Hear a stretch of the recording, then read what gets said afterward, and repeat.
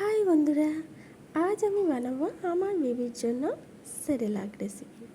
তো আমি Cerelac recipe বানানোর জন্য প্রথমে নিয়েছি 1 কাপ আতপ চাল, 1 কাপ মসুর ডাল, 1 কাপ মুগ ডাল, 1 কাপ অড়হর ডাল, 1 কাপ চানা ডাল ও 1 কাপ কাজু বাদাম, 1 কাপ আলমন্ড, 1 কাপ চীনাবাদাম ও তার সঙ্গে নিয়েছি 1 চিমটে আজওয়ান ও 1 চামচ গোটা জিরা।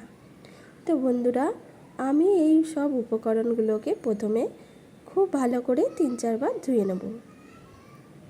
ধুয়ে নেওয়ার পরে আমি প্রথমে এই সব উপকরণগুলোকে একটা থালায় ঢেলে নেব।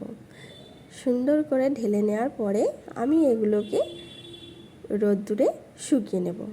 তারপর এই সব উপকরণগুলোকে আমি হালকা আঁচে কড়াইতে নেড়ে নিয়ে তারপর সব উপকরণগুলোকে পেস্ট করলে হয়ে যাবে আমাদের সেরেলাক।